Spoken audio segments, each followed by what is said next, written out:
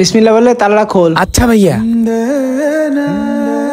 খবরদার তালায় হাত দিবি না।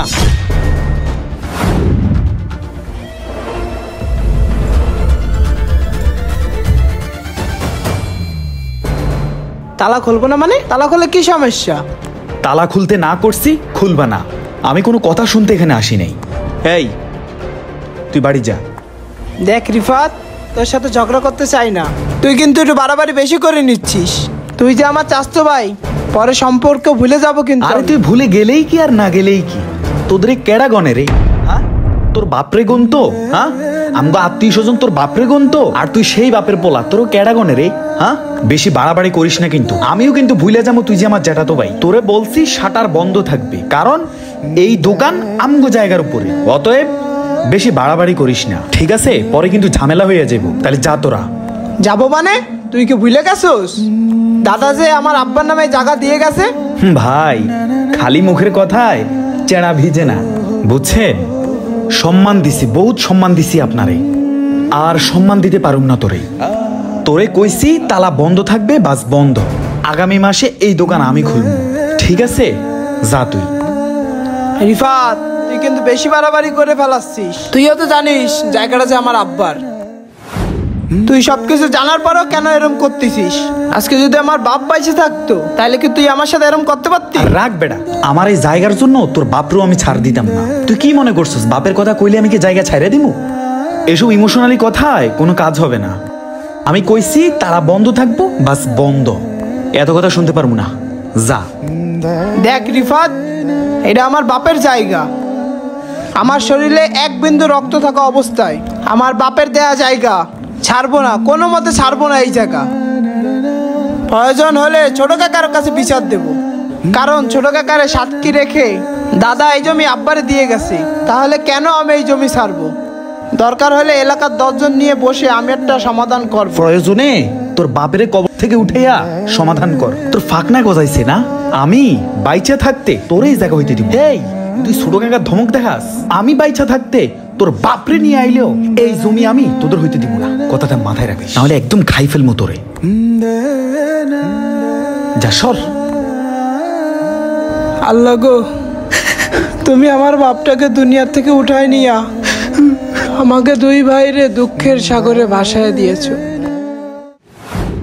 রিফাত, তো চাচাতো ভাই আজ তো একটা ঘাউরা, তা না হলে তোদের জায়গার দোকান হেরা দখল করে কোন সাহস? আমারও তো একই কথা, যে জায়গা আমার আব্বার, সেই জায়গার মধ্যে হেরা কোন সাহসে দোকানদারি করবো আমার কও তো?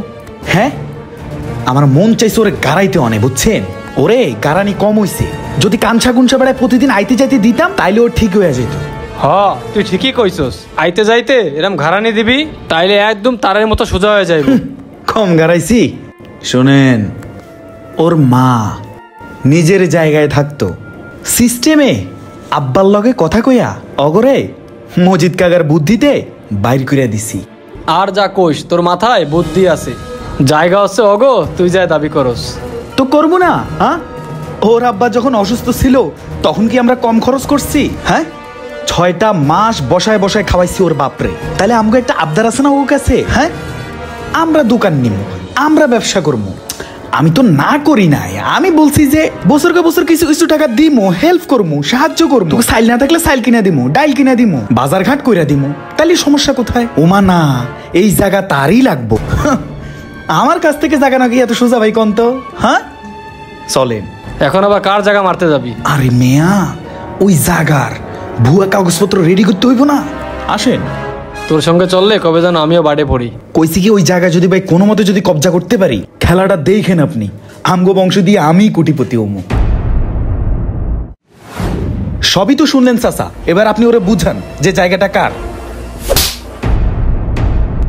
বোঝামো ওরে আমি? বেয়াদব, তোর লজ্জা করে না? তুই তোর নিজের দিকে তাকা আর ওর দিকে তাকা। লজ্জা করে না চাচতো ভাইয়ের গায়ে হাত দিতে? চাচা,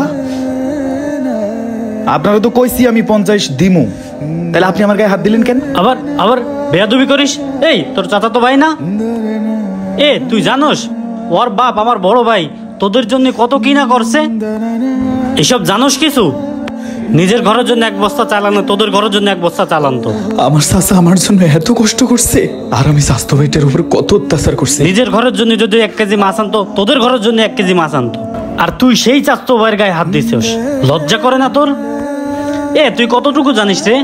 তোদের সংসারে যে সময় অভাব ছিল সেই সময় তুই অনেক ছোট, আর তুই এখন বড় হয়ে গেছিস না? হ্যাঁ, আমার বড় ভাই সব থেকে বড় ভুল কাজ করছে কি জানোস? ওনার নিজের ঘরে উনি নিজে না থাকে তোদেরকে থাকতে দিছে।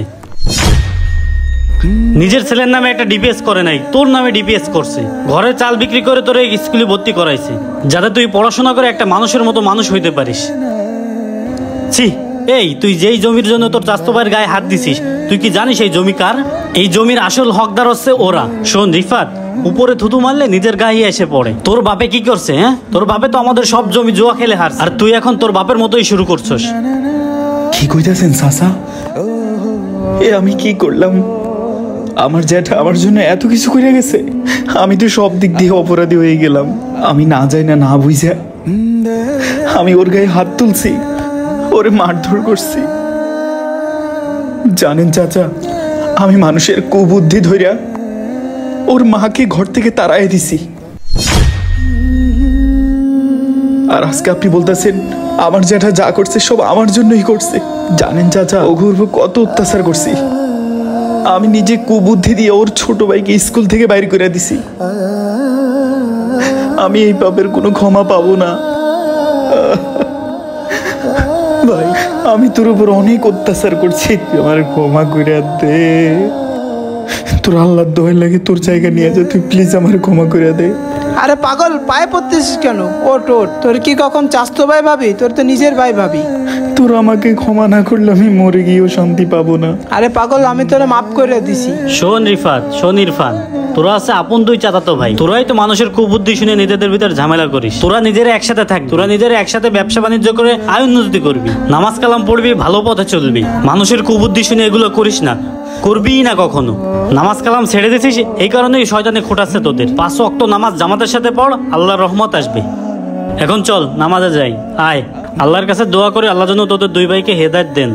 আমাদের সমাজে এমন অনেক মানুষ আছে যারা কিনা সুখের সংসারে গিয়ে ফিতনা সৃষ্টি করে। তাদের কাজই হচ্ছে ভাই ভাইয়ের মধ্যে দ্বন্দ্ব সৃষ্টি করা, যার ফলে কেউ কারো ভালো দেখতে পারে না। এই জন্য কারো কান কথা না ধরে নিজেদের সমস্যা নিজেরাই সমাধান করুন। আল্লাহ আমাদের সবাইকে হেদায়েত দান করুক, আমিন।